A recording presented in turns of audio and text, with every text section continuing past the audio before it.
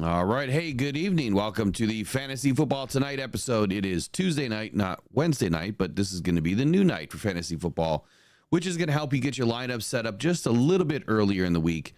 Taking the information here that Jared hands out, and he's been doing very well this season. And so tonight's going to be no different. We're going to be going over some of the pop players, who played well, who didn't, what's on the horizon now that we're getting a larger sample size heading into week 6. And where some of these players are going to line up for the rest of the season and who we should be watching. So welcome in again tonight. Jared, how are you doing, man?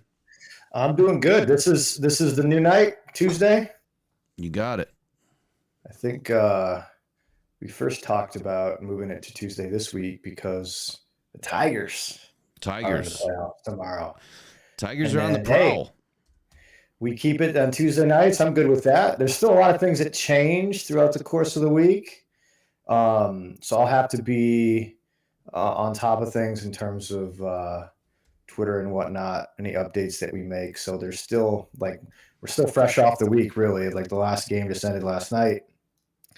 So a lot of the things in my head on Tuesdays are more of that, ideas that'll crystallize throughout the course of the week. So I love it. But overall, it was a good week this week.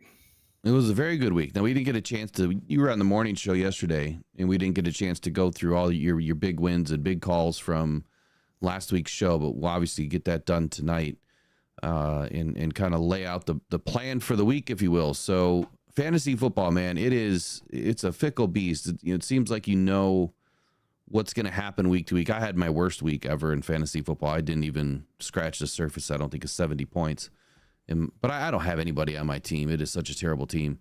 But it is such a fickle beast because you feel like you got these players figured out or these teams figured out, and then they just, they take a left and they go a different direction. And maybe it's the competition, maybe it's the opponent, maybe it's injuries, maybe it's the quarterback, maybe it's the coach. There's too many variables, and that's why this information that you hand out is so good because you kind of wrap your hands around everything and kind of get into everything.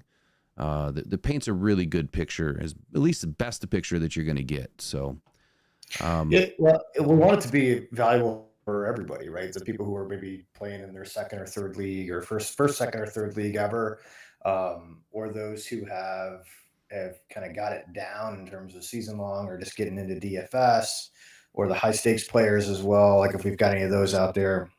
Hopefully there's something for everybody to learn. And so if we can go through, the hits and the misses and then kind of what I'm looking at for next week, but also kind of throw in an element of like, hey, let's just do a quick tutorial about what this is. I think we went through bye weeks last week and we've gone through the route percentages and things like that the week before. So I think we can teach a little bit here as we go. That's really what it's all about. So. Yeah, absolutely. So last week I started with this segment called like studs and duds, and I added the thud because of David Montgomery. He had an incredible hit on Devon Witherspoon, earning his second scepter of the season, which I still don't know. I didn't look to see if anyone's won 2 in a year, but this week there was a couple of risers in my opinion, and that's going to be my first stud of the week. And I don't know if you agree, we haven't talked about this, behind the scenes or anything. Joe Burrow, he was playing otherworldly on Sunday. He completed 30 of 39 attempts for 392 yards and 5 touchdowns. And he was relying heavily on Jamar Chase, of course, and T. Higgins. And now with this calendar kind of flipped into October, my question to you is this: can we expect Burrow to emerge, kind of from this long slumber that he's had and finally hit the ground running into week 6? This next week is a must-win road game against the New York Giants. It's critical for salvaging the Bengals season right now. So do you think that what we've seen out of Joe Burrow this weekend, there's more to come, or should we temper our expectations a little bit? Joe Burrow's just been let down by his coaching staff, in my opinion. We talked in the early episodes, like they can't get out of their own way to start a season.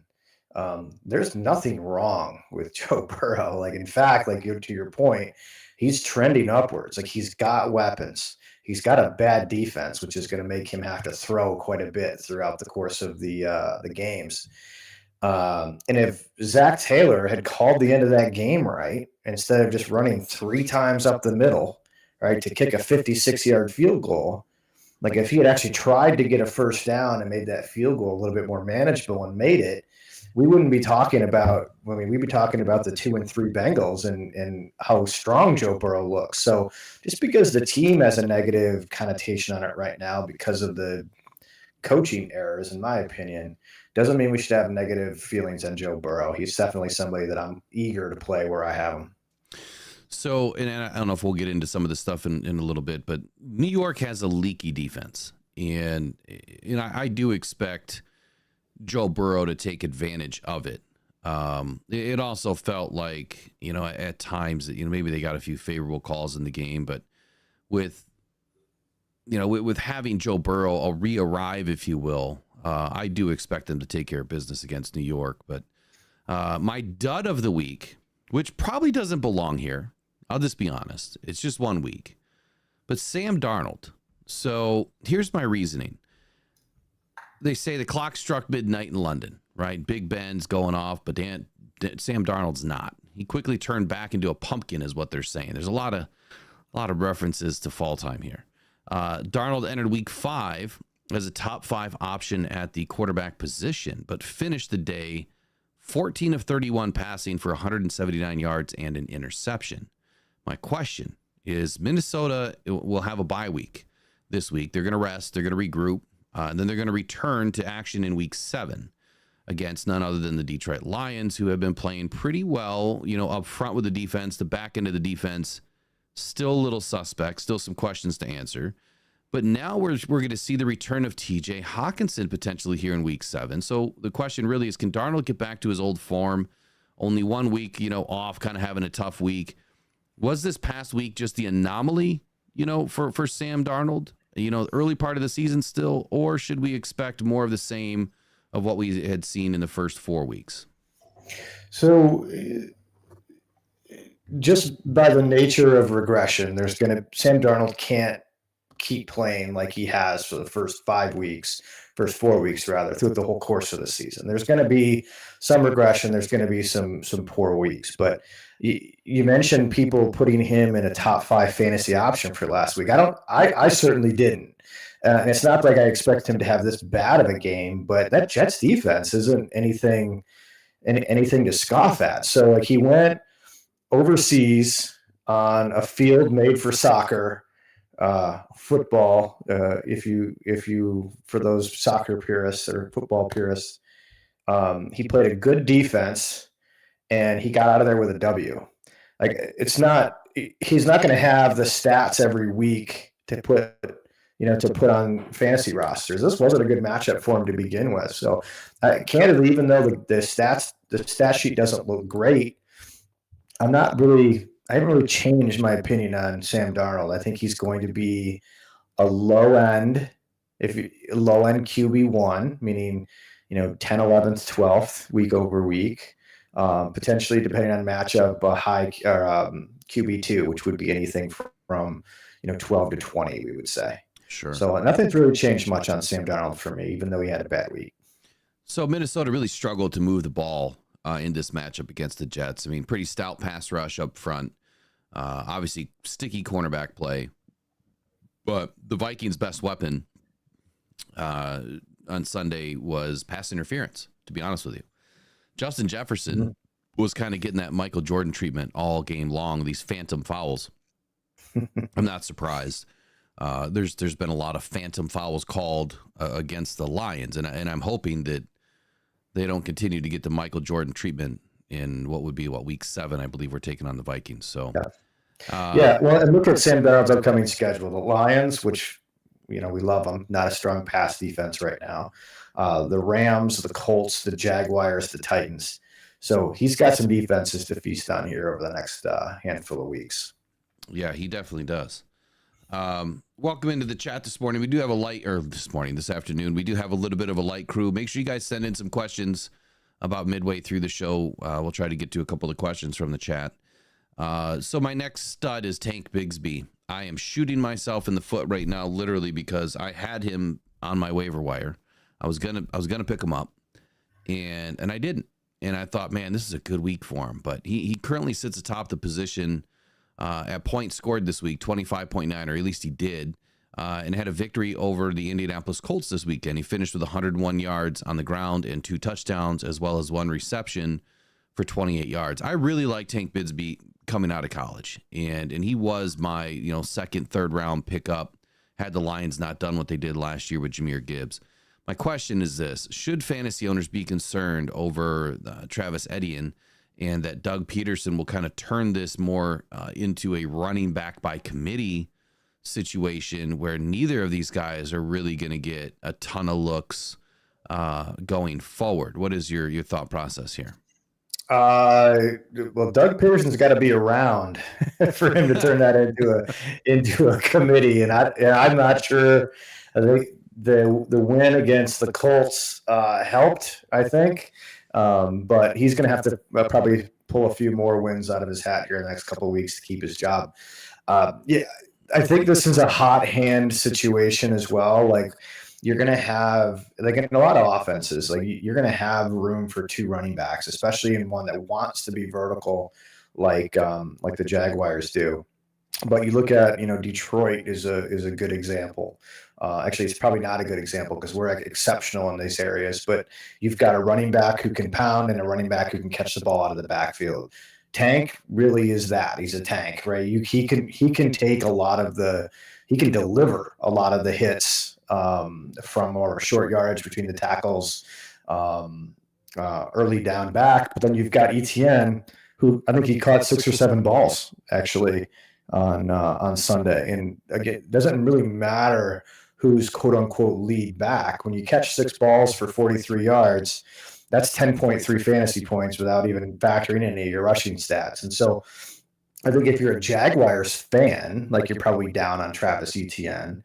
But overall, there's still going to be enough production to go around in this offense, especially if the defense isn't stopping anybody. They're going to be in a lot more of these 37, 34 games.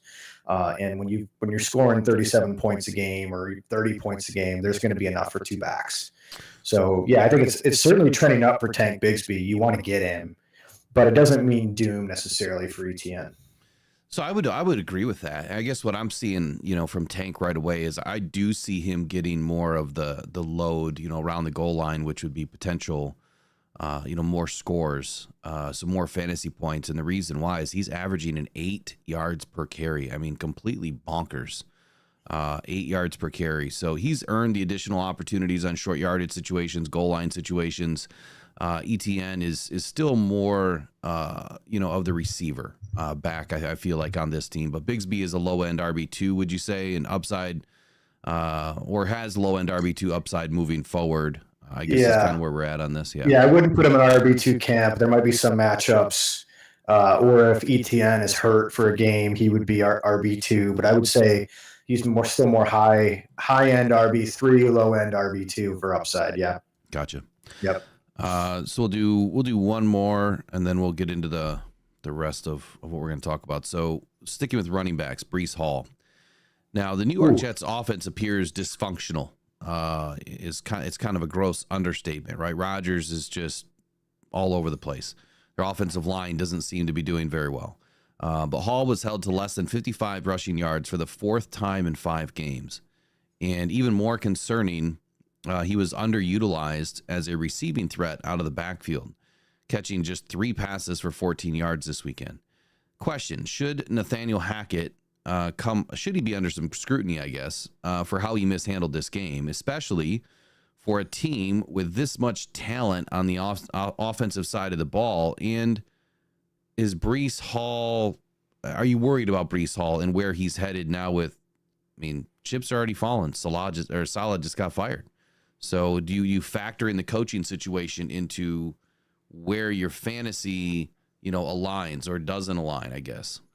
Yeah. The head coach of the New York Jets is Aaron Rodgers. He's the head coach. Honestly, how do you look at what's happening in New York? How do you look at what's happening in New York and not think that Nathaniel Hackett's the problem? Yeah. Everywhere he's gone, it's just turned into a mess. I know No, Robert Saleh's not calling the offense, right? He comes from his defensive pedigree. And I think that the biggest thing that was Saleh's demise is they brought in Aaron Rodgers.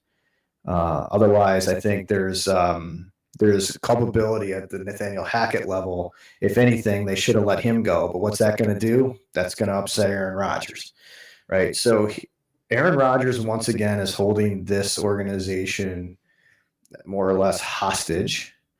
And whatever, maybe there's something happening behind closed doors we don't know about. But if Rodgers is calling the shots, Rodgers isn't going in there saying, hey, I want to run the ball. Like, they're designing this offense for Aaron Rodgers because he wants to pass it. He wants to get it into the weapons. Like, that's what he wants to do. Regardless of what he says, like, he wants to shoulder the load here. So I think there's a concern with Breece Hall in this landscape. Yep. I mean, you think he caught 3 passes for like 10 yards. Yeah. So like nothing more than a check down. I think this is really going to be a mess as long as Nathaniel Hackett and Aaron Rodgers are calling this offense. Yeah, Davante Adams isn't going to fix it. He's just not going to fix it. I don't see Davante Adams becoming a Jet now. Not with all of this going on. I can't imagine that he would want to leave one bad situation and now go to another. So Pittsburgh Steelers really starting to make some sense for Davante Adams.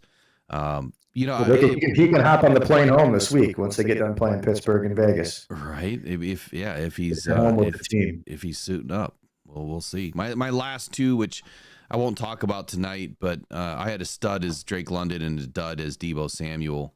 I mean, you can talk about it if you want, but I thought we would probably get into our recap of Week 5.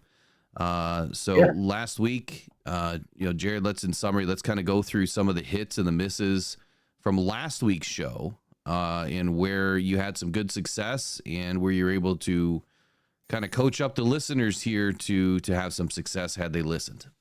Yeah. So what we said last week is usually Sunday mornings is when I finally get what I would call the last of what I'm looking at to play from a DFS perspective, both from a cash and a GPP lineup standpoint. So Twitter Sunday morning, I listed a few of the GPP wide receivers, right, which really they hit pretty from the GPP standpoint, they hit Brandon Ayuk, Darius Slayton, who was only 4% owned, T. Higgins, which was only 8% owned because everybody was on Jamar Chase. Jordan Whittington, Tyreek Hill had less than, I think, about 10, 12% ownership, which is really low. Put in a decent game, but again, when you're getting that low of ownership, it's worth a shot. And then our dart throw on Michael Wilson panned out as well. So we really did well in the GPP lineups. I certainly recognized a pretty large profit this week on GPPs, more so than usual. I'm usually seeing a lot of my profit coming from cash games. This week, it was really on the GPPs. The tight end position, we nailed that one as well. So we had recommended avoiding Dalton Kincaid. I think he 2 catches for 30-some yards. Instead, we were suggesting Tucker Kraft, Brock Bowers, who was only 5% owned for some reason, and George Kittle and Kobe Parkinson all put in well above average games for what we had anticipated. And then 2 players I had trending up last week that we talked about on the show that I think everybody's going to be all over now is one, the Tucker Kraft, like we talked about, and Chase Brown. So I know the injury to Zach Moss certainly is going to help Chase Brown, but Chase Brown was taking over this job well before Zach Moss got hurt. We have Chase Brown in our Rocked On Lions Cancer Foundation League. I've got Chase Brown in probably 60% of the best balls that I drafted before the season goes. So like as Chase Brown's participation in this offense increases, I think we're all going to, those of us who have them are going to benefit quite a bit. Well, nice work. So I'm sorry, was there any more? I was going to get into some of the misses too. Like I was down last week on Garrett Wilson. I think with everything happening, I was just not really understanding where Garrett Wilson was going to fall, especially against a good defense. Overall, I still am, given some of the issues we're seeing with the Jets. But he showed up in Week 5, and he did look like he was the primary weapon in that Jets offense. Now, whether or not they bring in Devontae Adams, I don't know. I tend to think you're right. I think Pittsburgh, New Orleans, and surprisingly Kansas City are still the primary landing spots. But if Devontae Adams doesn't end up coming to the Jets, then I think that does give Garrett Wilson a little bit of a bump. But I'm overall not really wanting to buy in anywhere on this Jets offense. Yeah, I run away from the Jets right now.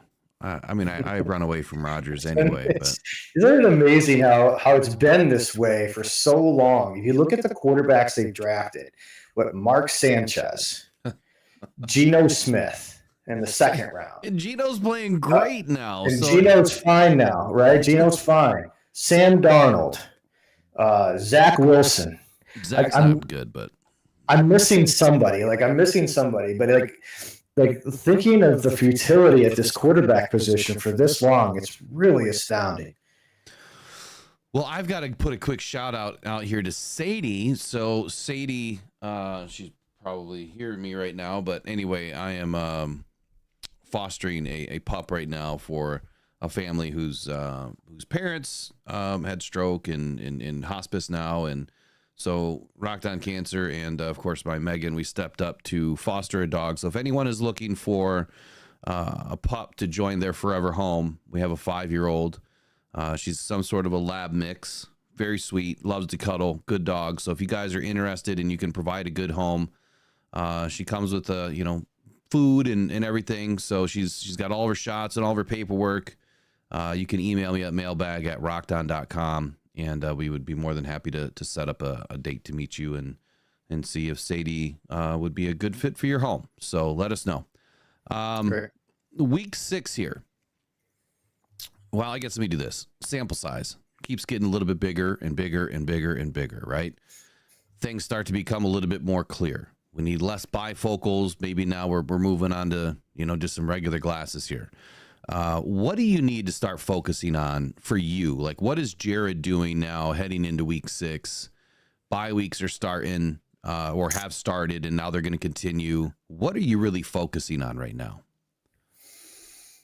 For season long, I think we talked the first couple of weeks about patience and, sample size is small. We don't know what we have yet. Like, there's going to be a lot of things that could change. I think now we're to a point where we kind of know what we got. Like, there's not going to be a lot of surprises. I mean, maybe a performance or two here and there, but we generally know we have a strong team that's going to be able to contend down the stretch. Are we on the fence, or is this a team that we're just not that we're mailing it in, but like we got to start getting aggressive on the waiver wire with trades or something like that? And so you generally get the makeup of your team now. And I think whether you're on the fence or whether you're and really anywhere, but mostly if you're on the fence, it's like, what trade can you make to help put you over the edge? And what I'll typically do is I'll look at my bench spots. And if I need to make a drastic move, if I've got somebody that I feel is worthy of a spot in someone's starting lineup and they're on my bench, I need to figure out what my biggest gap is, and I need to move some pieces so that I can at least put myself in a position where if my team can stay healthy down the stretch, I've got a shot. And so a lot of it's reflection. A lot of it's just taking an honest look at the team that you've got, taking a look at who's leading in your leagues as well. Like, you're really doing a whole analysis on your league overall. Like, who's leading? Are they set up? Like, just because they are leading after 6 weeks, do they have injuries that have hit them now and you think they're going to be descending? Like, is this your chance to strike? So you're just going through all the leagues and just thinking about, like, where do you sit within the power rankings and the pecking order of this league? And then what's it going to take to put yourself towards the playoff stretch run, which it'll be here before we know it. Typically, the playoffs start in week 13, 14. Some of the higher stakes leagues that I do, it starts in week 12. So we're halfway through the season. Gotcha. Right. And so I think that's a pretty valuable tip. Start getting yourself organized for the long run here. I mean, you're in it now. The players that are making themselves available for whatever season from week to week or from week to week, through their play. I think that everyone in the leagues now are starting to realize who is who, and you're going to see less and less of waiver options. But during the bye week, you're going to have people that make mistakes. They're going to end up dropping somebody because they're trying to fill their roster.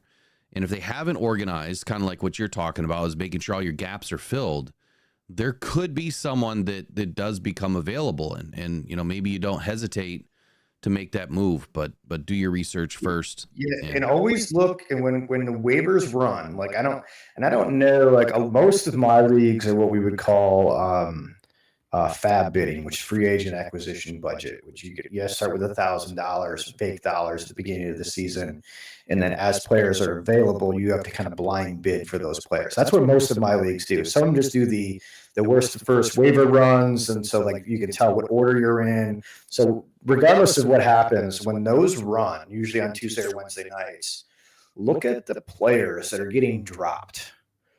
Right, it's the first thing I do is I'll check and see who I got. And then I'll quickly pivot, say who is dropped. You can find some valuable pieces in there. They may not have been valuable to somebody else, but if you've got a gap or you've got an injury that you need to fill, or you've got a bye week next week that you need a streamer option, and by streamer we mean a player you pick up for 1 week, play them, and drop them again. Keep an eye on that stuff, because those are the ones that generally get overlooked, and you can get them for pennies on the dollar in a fab situation. I love it. So I guess the tip of the week, there you go, is kind of what is Jared focusing on moving forward. And I guess the next section here I'd like to just pop into real quick are, what were some of the pops of the week, or, you get your top players of the week. So you got top players, pop players, flop players, and drop players. There's a lot of ops in here. Let me just run through a few names, and if you'd like to pick one or two that you want to talk about. So we already mentioned Garrett Wilson, had a pretty good week. We kind of flopped on him a little bit. We were still a little hesitant on him. Opened up, some sleepy eyes with his wonders across the pond. He had a really good game. He posted a career high with 13 receptions, 101 yards receiving, and a touchdown, as the Jets did also fall, though, short in their efforts to chase down the Vikings. And then DJ Moore, he had a quintessential revenge game against his former team, facing Carolina for the first time. DJ Moore had 5 receptions, 105 yards, and a pair of receiving scores. And then we already spoke about Joe Burrow. So he had a crazy aerial assault this weekend against Baltimore, threw for 5 touchdown passes in a game that the Bengals did lead at halftime and ended up losing. Burrow totaled 392 passing yards, but he threw a costly fourth quarter interception that led to the game-tying field goal by the Ravens, who ultimately won the game in overtime, like I said. So out of the top players that I just mentioned, question is, which one of these 3 would be your favorite heading into the week 6 or 2? And then is there anyone else you'd like to add to that list? Like for the rest of the season, or just for week 6? Just for week 6, or however you want to roll with it. I mean, if you're looking to add somebody for the season, if you're trying to make a trade, if one of these players still happens to come available, which isn't likely on a waiver wire, however you want to frame it. I think correlating with Joe Burrow, I think yes. I think especially with Zach Moss going down and Chase Brown being more of a receiving back, I think they're going to put the ball in Joe Burrow's hands more often.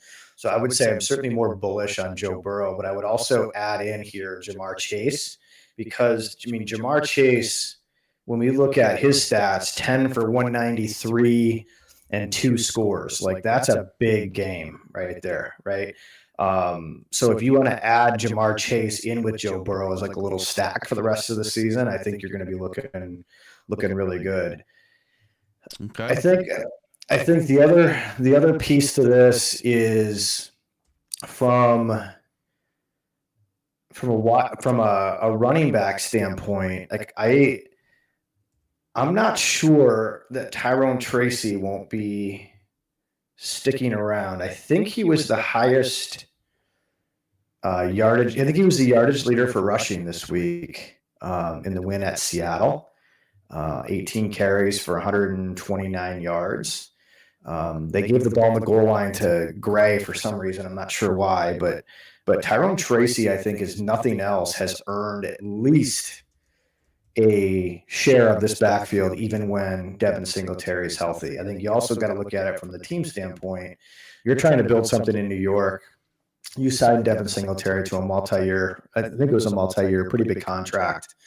When you get impact players like a Tyrone Tracy on a late round rookie salary, like that, there's something to that you can build around. And so I think they're going to give Tyrone Tracy every chance to be successful. So those are ones that I would think about. So we had some pop players, a couple that we've already spoken about, but Tank Bigsby led all running backs in PPR scoring this weekend. Second year back, set career highs in attempts, rushing yards, and touchdowns. 13 carries, 101 yards, 2 TDs. He also added a 28-yard reception, which was his lone target of the evening. Tucker Kraft had his first career multi-touchdown game as the Packers topped the Rams on Sunday, hauling in 4 catches for 88 yards. Kraft led the team in receiving. The second-year tight end is emerging as a weapon in the Green Bay offense, which I'm not happy about, but it is what it is. Brian Thomas Jr. streaked away an 85-yard touchdown in the second quarter versus the Jacksonville Jaguars, earned their first win of the year. So the rookie receiver has been red hot as of late. He caught 11 passes for 208 yards and 2 touchdowns in the last 2 games. Caleb Williams, top 300 yards, passing for the second time in 3 weeks. The top overall pick completed 20 of 29 attempts for 304 yards and 2 passing scores. Williams also added 34 yards rushing as the Bears outmatched the Carolina Panthers. Wasn't a surprise. Obviously, I tried to differentiate and take your advice and chose the Panthers in that game. Bad move, is what it is. Now, Darius Slayton took a huge advantage of an increased role with Malik Neighbors sidelined. Slayton caught 8 passes for 122 yards. He also scored his first touchdown of the season. The Giants toppled Seattle. This was a huge win. This hangover that they're talking about with the Detroit Lions opponents is starting to look a little bit real. Hope it happens after the Minnesota game. And there's one that I didn't put in here, and I probably should have, but Jaden Daniels. I mean, another top performance by this young rookie.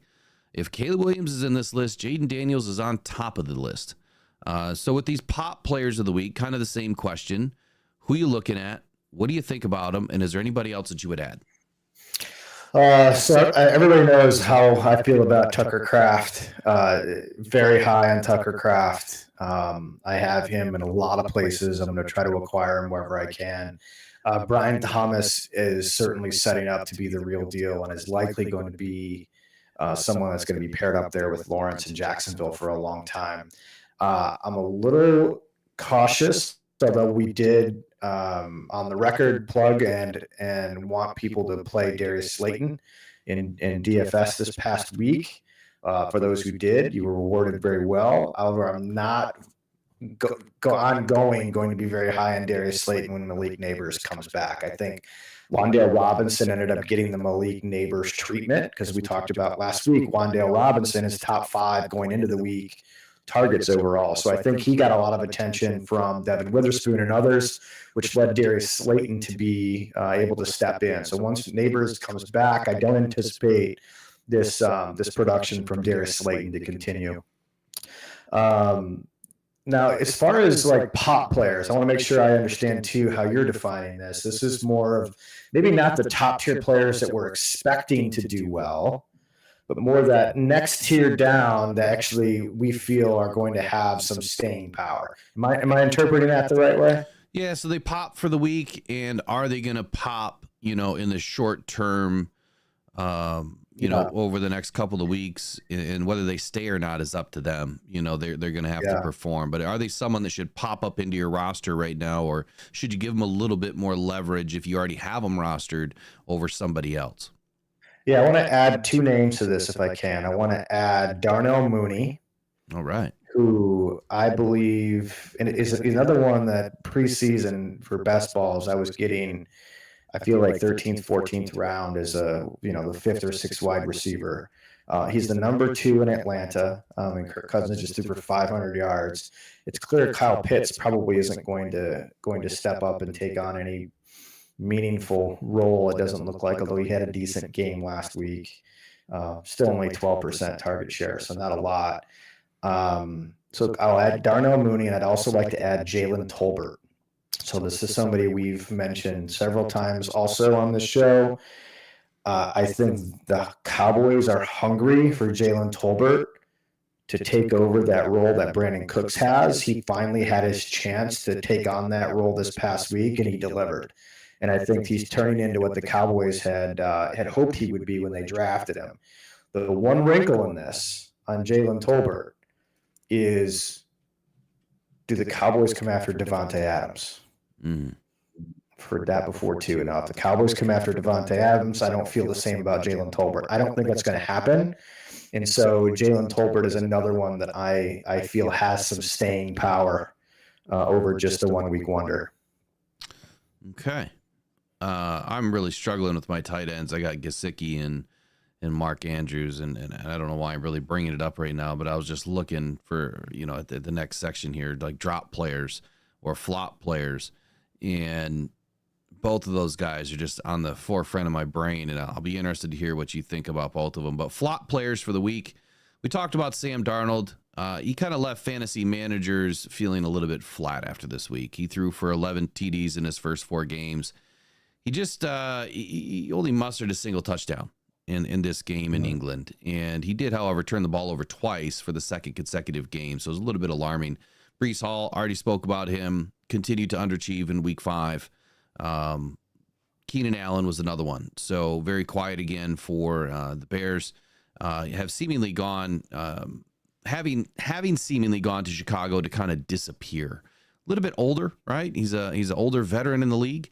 Only had 3 catches for 33 yards against a Carolina secondary that is pretty bad. Depressingly, 33 yards is a season high for Keenan Allen right now. So anybody else you want to add to the flop list, and what are you thinking about these guys right now headed into week 6? Keenan Allen, oft injured, older player nonetheless, right? So he's got a couple things stacked against him there with a rookie quarterback.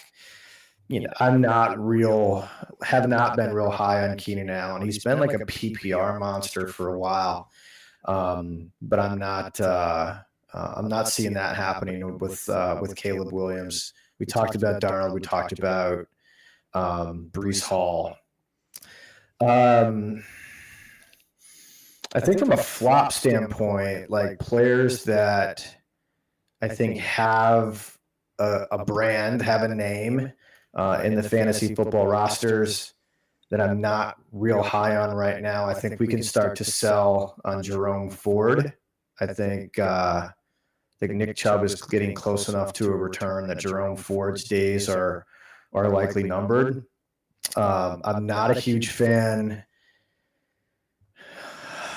It's tough for me to say this, but I'm not a big fan right now on Rachaad White either. I think we can look at the box score from Tampa Bay, and I have a lot of Rachaad White. He caught a lot of passes last year. I really thought this was going to be he was going to have more of a handle on this backfield.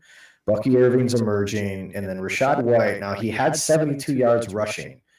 1 carry went for 56, and so he really ended up with 9 carries for 16 yards outside of that 1 carry.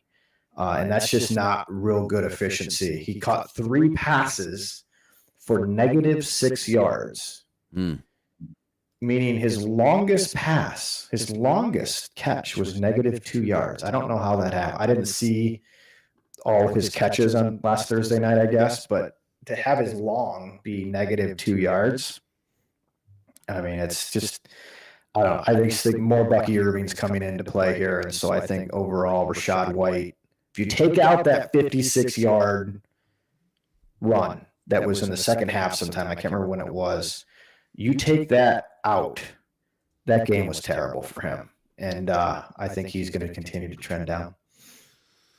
All right, so last up here is drop players of the week. So Aaron Jones sustained hip injury in the second quarter in London. He was seen limping on the sideline. He did not return to the game. Devon Achane. So the Dolphins, they are expected to get Tua back, but he exited the Dolphins' win in the first quarter after suffering a hit to the head. He was soon ruled out with a concussion. Clearly, we've seen players come back in a week, maybe 2 at the most. Excuse me.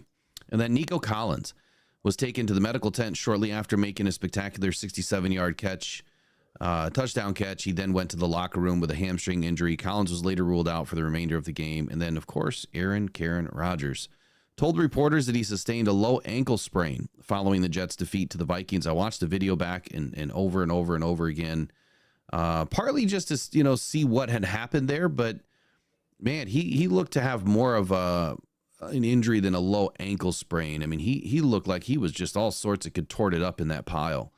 And then he also said a lot of things were popping, kind of on the way down. Did not look good. So my dislike of Aaron Rodgers aside, are these players you're considering to drop right now? Why or why not?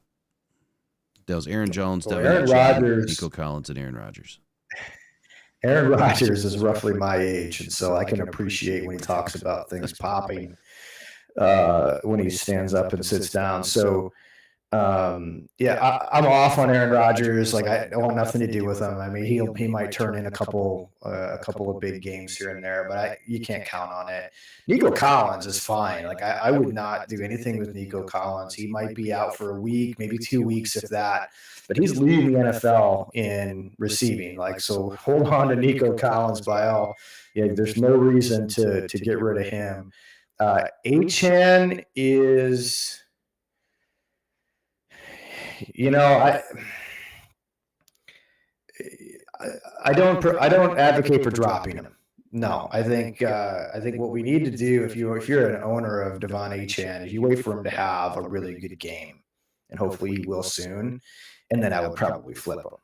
Like, get him a game, get his value up, and then get something for him in a trade market. That's how I would approach Devon Achane. Even last year, he showed these flashes, but it was feast or it was famine, right? And when you're going down the stretch and you're trying to stay in contention in the fantasy football playoffs, especially when you get into the playoffs, you just can't have those bad, like, disappearing games. You need some consistent production. So for those reasons, players like Devon Achane, I tend to want to get off of as we go down throughout the course of the season. Aaron Jones, like, just rinse and repeat the same story every year. We talked about it, I think, in the first or second episode. He shows up for the first few weeks of the season, and everybody's like, wow, Aaron Jones is back. And then he disappears for a while because he's hurt. He can't stay healthy, right? He comes back, and then you get a flash here or there. But I don't own hardly any shares of Aaron Jones. I don't even know if I can name one league where I have Aaron Jones. I can name you probably at least a half a dozen where I've got Ty Chandler. Right. I went out and got Ty Chandler in the draft, knowing that of the backup running backs who would have a clear role if the starter got hurt, he was at the top of the list. And so when Aaron Jones goes down, it's almost like that elevates a lot of my teams up because I've got Ty Chandler. Rocked On Cancer Foundation League is no different. Like, we have Ty Chandler on our bench, and if Aaron Jones ended up missing, 4 or 5 weeks, well, we have another starting running back on our roster. And it was very clear that once he went down, Ty Chandler was the guy. And so Aaron Jones isn't somebody you drop. He's somebody that you should try to trade away, like a Jerome Ford, to a running back needy team who wants to latch onto the hope that they're going to deliver down the stretch. And let them do that. I would advise getting off of it. So there's a message in here by LannerX420X. He says, thanks for the fantasy advice. Week 1, I picked up Jordan Mason, dropped Caleb Williams. I mean, to me, that one's kind of a double edge. At the same time, right? I think depending on what league you're in and how it's put together, Caleb has about 65, 66 fantasy points on the season. And Jordan Mason right now is 83.2, and he's just gone completely bonkers. 536 yards, 3 TDs. Had a huge game versus the Jets, like 147 yards. So yeah, I think it was a great call. Just depends on what league you're in. With quarterbacks, there's a couple of things to know about quarterbacks. So first off, they tend to score the most points week in and week out. Like if you look at their average points per game, quarterbacks are generally going to score the most points on your roster. Right. So the fact that a running back's outproducing a starting quarterback is impressive. The other piece to this, though, is quarterback is also a bit deeper in terms of roster space. So we have 32 starting quarterbacks in the NFL at any given time, any given Sunday, essentially, up to anyway, 32 starting quarterbacks. Only 12 quarterbacks of the league are going to be started on fantasy football rosters. So there's 20 starting quarterbacks that are starting for NFL teams that aren't going to be played that given week in fantasy. And so the number 12 through number 20, by and large, can be interchangeable at any given time. I would say from like 10 through 20 can be by and large interchangeable. So the value of a quarterback isn't as high as the value of a starting running back, because there's only so many of those that there's not usually a full roster of those that you can fill. So when you have a chance to add a difference maker at a position like a running back at the expense of a quarterback, you're generally going to find yourself in a better spot. You're going to have more options to go fill it with a quarterback on the waiver wire, as opposed to it's going to be slim pickings for a running back. So yeah, I mean, you could almost put a different quarterback in, you know, every other game, pick somebody up off the waiver wire, you know, in a 10. Some people do that. Yeah, some people, that's the streaming strategy, right? I'm not even drafting a quarterback. I'm going to pick up a new quarterback or a defense. Some people even do it for tight ends every week based on matchups. So I can load up on running backs and wide receivers. Yeah, that's where a lot of your points, the fluctuation comes, is in running backs and wide receivers. Well, I wish I would have done that when I was at the 12-1 position in my league, because I absolutely got screwed. But anyway, yeah. Alec Pierce, let me ask you a question here about Alec Pierce. I've kind of been watching this guy, and I mean, he's one of the more top producers right now. He's only got 67.8 points, which I think it's fairly good. Playing for the Colts, though, which is a crapshoot. You just never know. Play for the Colts. You never know what you're going to get. But last week put up another 22.4 points. He's been pretty consistent week to week to week. What would be your take on Alec Pierce for a team that really needs some help? Just getting somebody to put points on the board. Yeah, if you're in a bye week and you need to throw something up, and you're kind of going to hope and pray that you're going to get some points from somebody, Alec Pierce, he can be on that list. I think it kind of falls, though, back into the situation of the feast or the famine, where week over week. So I'm going back to week 1, 3 targets. Week 2, 7 targets. Week 3, 2 targets. Week 4, 2 targets. Week 5 here against Jacksonville, 3 targets. So the ball was only thrown to him 3 times. He happened to turn that into 3 catches for 134 yards, thanks to a 65-yard touchdown. So I think when you think about it, the week before, he had 2 targets, 1 catch for 9 yards. And that's going to be the story of Alec Pierce. Joe Flacco does seem to like Josh Downs a lot. Josh Downs is now back in, and I think that's why you're seeing the average target for Alex Pierce go down quite a bit over the past couple of weeks. If you want to take a shot, he's a great player to have like in a best ball lineup this year so far, because he's had those 200-yard games. He's got 3 touchdowns. But when you really look at it week over week, there's a lot of players I would probably like more than Alec Pierce, just because he's not getting the amount of targets. I think this week that we saw against Jacksonville, I don't think that's going to be the norm, and I think you're very likely going to have a 1 for 9 game as much as you're going to have a 3 for 154 game. I'm glad you said all that. It makes great sense. So sometimes you get a little jaded when you look at fantasy points per week, fantasy points overall, and you don't look at the target share, which is, I've looked at Slayton too. He's getting about 11%. Or 80% snap and 11% targets. And you just don't know what you're going to get each week. It could be something different, but I think he's kind of in that similar boat. But I think there's a little bit more upside to Slayton. So I was kind of looking at both of them on the waiver wire this week and who could help me the most, but I'm still looking. Let's put it that way. So talking about waiver wire, that's where we are headed to next. Who's on your list this week? Talking about waivers, trades, who do you want to acquire if you can? And then anybody you want to try to sell, this week? Yeah. So what I'll do is like, again, like these are players that are going to be owned in less than 50% of leagues today, right? So I'm not saying that these are the best players out there. These players may or may not be there. But I would say from a quarterback standpoint, if you're in need of a quarterback, Kirk Cousins would be the first one I would look for. You might start looking at Drake May. Drake May could be coming into the New England picture here pretty soon. That's more of a super flex league where you can start two quarterbacks. Russell Wilson, I do think Russell Wilson's going to get his shot to start. I think if the Steelers were still undefeated or hadn't lost a couple in a row here, like there would be probably a different tenor.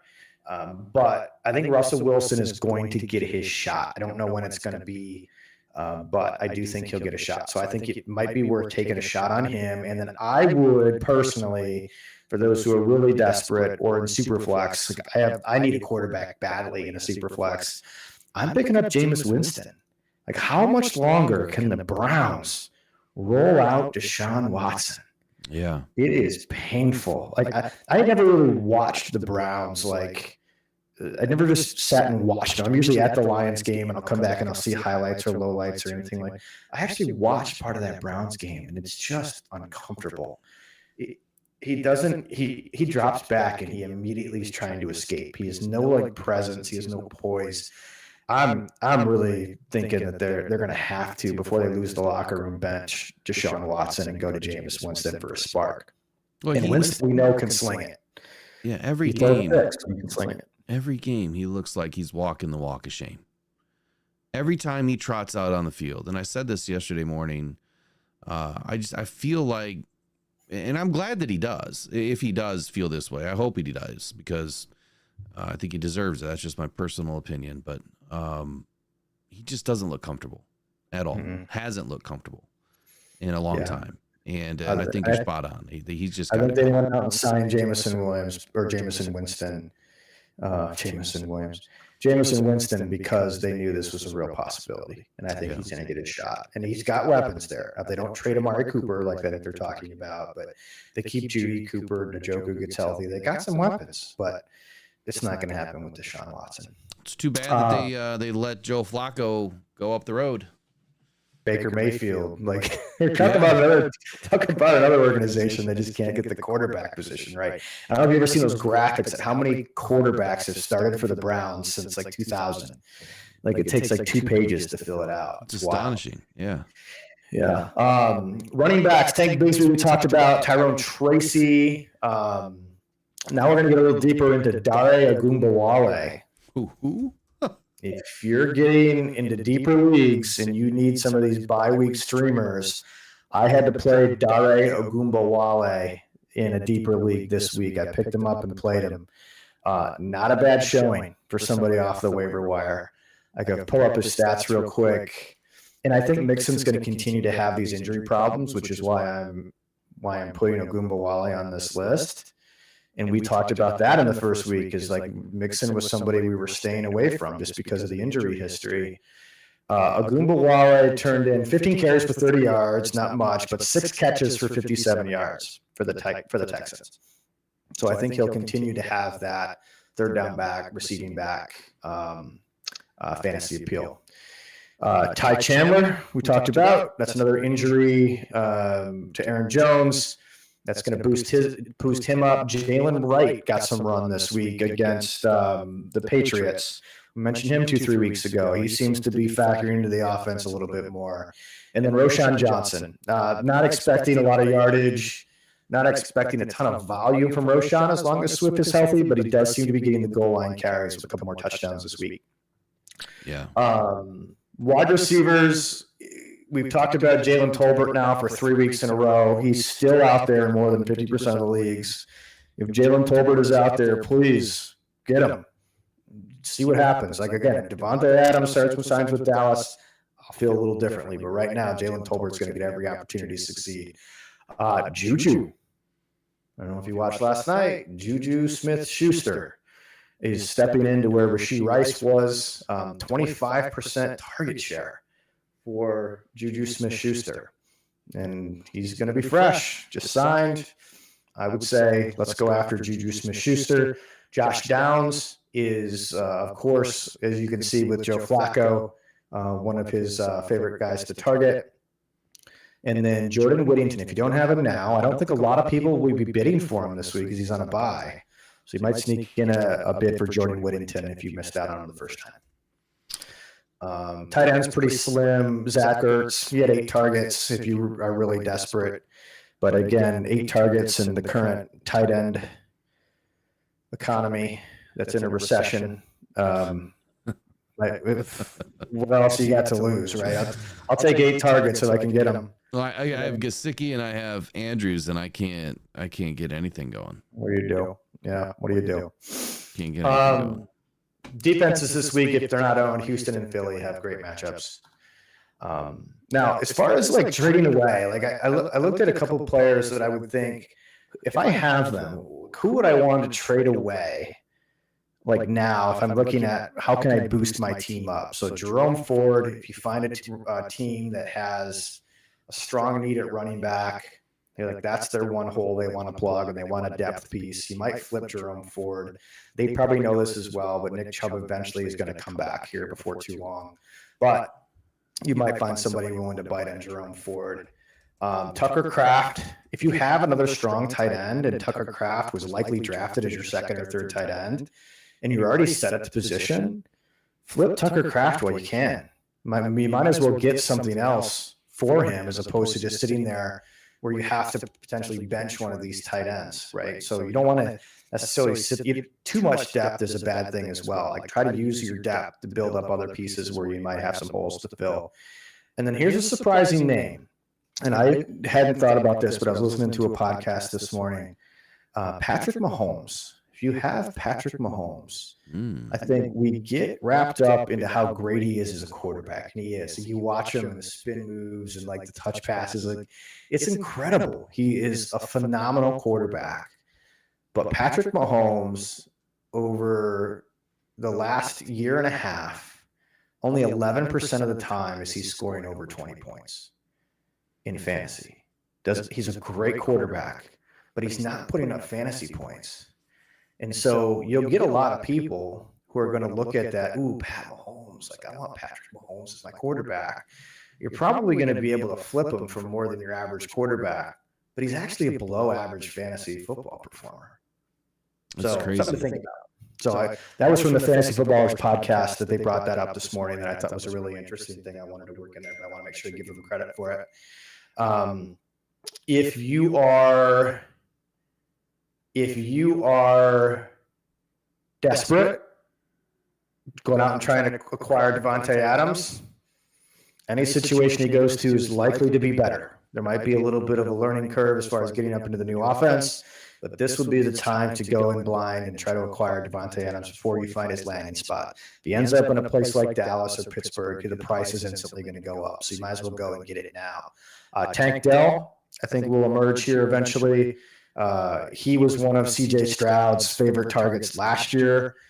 Nico Collins being injured, he might be somebody you want to go buy low on. Breece Hall, you're probably going to have the owner of Breece Hall wanting to get out from underneath Breece Hall. If you're in a dynasty league, especially where you keep your players year over year, go out and get a Breece. Go out and get a Breece Hall. Go out and get a TJ Hawkinson. Right. So you're buying these guys at a slightly suppressed value. So those are some players that I might be targeting, especially with Hawkinson coming back here pretty soon. I love it. I love it. So I was trying to pick up Hawkinson. I just realized that someone else has him. So look for a trade coming. If you want to get Gesicki or Andrews, I'll be more than happy to dump one or both of them right now. I know that Andrews may not be the smart play to get rid of, but I need something to crack at this point. Otherwise, I'm done playing for the year. Do the same thing on Mark Andrews as I was talking about with Devon Achane. Andrews put in a decent game, 4 for 55. Right, that's usually a down game for Mark Andrews, but let's just for this week, 4 for 55 compared to the rest of the season, not a bad game. Let's get him another game where he's 6 for 70. Maybe he gets a touchdown. Right, that's when you sell on Andrews. Right, get one more pop. right, and then try to sell him on a high. That's how I would handle the Mark Andrews situation. First couple of weeks, we were saying, hey, be patient with Mark Andrews. Well, we've been pretty patient. I don't know that. Yeah, I'm not sure. Like the Baltimore Ravens are scoring, they're moving the ball, they're the number one offense in the league. Mark Andrews just isn't a part of it right now. And so it's not like the offense is going to turn around and get better. He's a big time afterthought in that offense, especially with the emergence of Henry on this team. I just think that, they're utilizing him more as a blocker, it seems like, than anything. And it just, they've kind of taken his opportunities away. So let's wrap it up with the Rocked On Fantasy League. So what happened this week? Where are we? What's next for this roster? So 0-2 start, as we all know, we've climbed back to 2-2. We did lose this week on Harrison Butker's last field goal. Oh no! So we put up 160 points. The other team put up 162. How hard is it to lose at 100? That is just crazy. I was texting you yesterday. I said, listen, we just need Harrison Butker to not score 14 points. And he scored 16 points on us. So we lost, but we are now 1.35 points out of a playoff spot. So we're right there. Our aggressive bidding for Jordan Whittington paid off. He got us 16 points. We had nice performances from Derrick Henry, DJ Moore, Chase Brown, and Younghoe Koo again. I think he had 16 or 18 points. Chase Brown and Tyler Chandler, we've talked about, in addition to Algier and Justice Hill, were handcuffs to our starters, Bijan and Derrick Henry, give us a pretty solid running back, stable of running backs that we can draw from down the stretch. So overall, we're doing all right. I think for this week, we will run with Jordan Love again against the Cardinals, Bijan against the Panthers, Derrick Henry against the Commanders. So talk about our top, like the top of our lineup, our quarterback and our running backs having really good matchups this week. Jordan Love against the Cardinals, Bijan against the Panthers, Derrick Henry against the Commanders. We're going to roll with Terry McLaurin at wide receiver, DJ Moore again at wide receiver. Our flexes will be Chase Brown and Jameson Williams. We will go with Dalton Kincaid at tight end because we have to. And our kicker, Koo, will be kicking in Carolina this week. Hopefully weather won't be a factor. And then our defense will be, I believe it's going to be Green Bay again. Interesting. That's what we're going to be running with. So I do like our matchups quite a bit this week. Well, I think I'm feeling pretty good about the matchups. Well, I'm just loving the fact that we're in it in the points game because, like you say, you've got two ways to get in. It's either win or score. And right now, I mean, the past 2 weeks back to back, I mean, pretty big weeks for scoring points. It is highly unlikely to score north of 140 points in any scenario and lose. And 160 points on the books and you lose by a couple of points is. It's just craziness, but that just explains, how smart the players are in your league. These teams are very well put together, very competitive, and that's what makes it fun. On the other hand, if I was running the league, we barely score 70 points in a week this week, so not good. We're outscoring Jeff Mans by 70 points in the league so far. Wow, that's huge. We're doing all right. That's pretty good, man.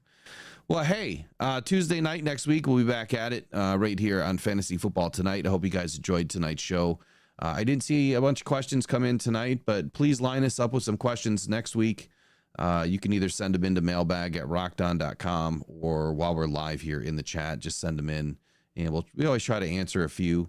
Lanner X420X, I'm glad that Jared was able to help you out. Looks like he's gotten you to a 4-1 record is what he had said. It really helped him to pick up the Mason pick and dropped, who did he drop? He said that he had dropped Caleb Williams, I think he said, right? Yeah, Caleb Williams. And so far it's really helped him capitalize on his league. So that's good news. I'm glad that we're able to help somebody. And we'll continue that trend. Hopefully this week you guys take this advice to heart because it's paying off big time. And what we can do too is I'll keep putting Sunday the targets for DFS and what GPP and cash on Sunday mornings. And if we want to do, sometime too, just like a lineup question, 30 minutes or something like that, we can dial in and just do all lineup questions. We could do that as well. So just let me know what works and what the people want, and we'll do it. Sounds great. And then make sure that you check out Jared's Twitter at JaredE22. He does post all of the lineup changes and anything that's on his mind throughout the weekend. I try to repost it as well, but make sure you check him out at JaredE22 on X, Twitter, whatever you want to call it. Elon Musk's brainchild, whatever you want to call it. But anyway, you guys have a wonderful night. We'll see you guys here next week. Tuesday at 7 p.m. is the plan, and appreciate you guys joining us as always. Take care. You guys have a good night. Bye-bye.